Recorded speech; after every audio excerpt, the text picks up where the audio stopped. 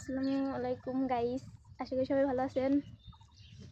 তো এখন শীত কমছেই, এই দেখেন এখন শীতই নেই, মানে শীত কমছে হালকা।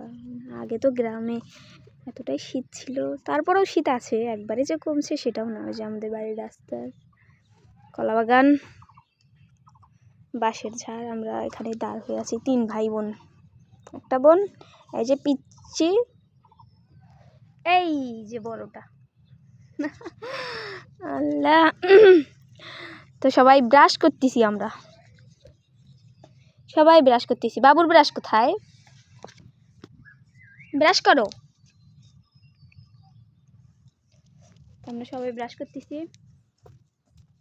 উঠতে উঠতে তাও দেরি হয়ে গেছে, মানে উঠতে হচ্ছে, আমি উঠছি 6:50 উঠছি।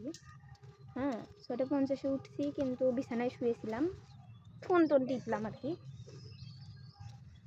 আমাদের হচ্ছে আমার বড় আব্বুদের এরিয়া এটা, গাছবাড়ি, যে ওই দুটো আমাদের জমি। কিছুদিন আগে যে গাললো ওই দুটো আমাদের জমি। মনে হয় আব্বু কাজে গেছে, সম্ভাবনা যে আব্বু কাজে গেছে। মানে এগুলো আমাদের বড় মুষ, বড় জেঠুর ওগুলা গাছবাড়ি, পাতা কত কি।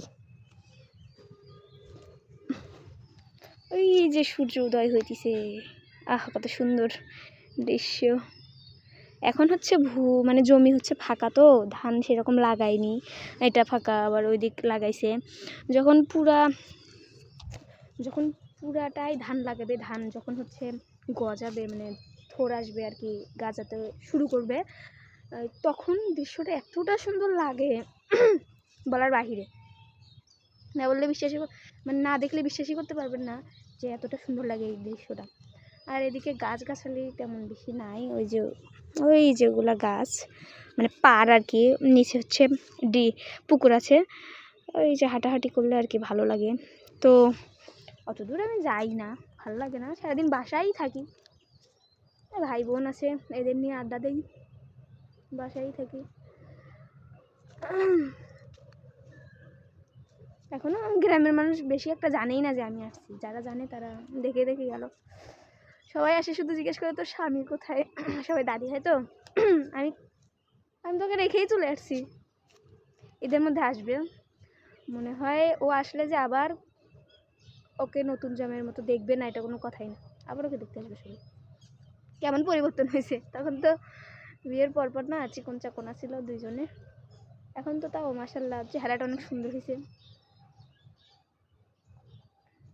ও এখন ঘুমাইতেইছে, আর আমি এদিক উঠে দাঁত ব্রাশ করতেছি, হাঁটাহাঁটি করতেছি, উপরে উপরে ঘুমাচ্ছে এখনো।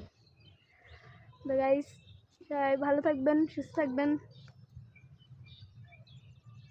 একটা করে লাইক, একটা করে সাবস্ক্রাইব করে দেবেন। আল্লাহ হাফেজ।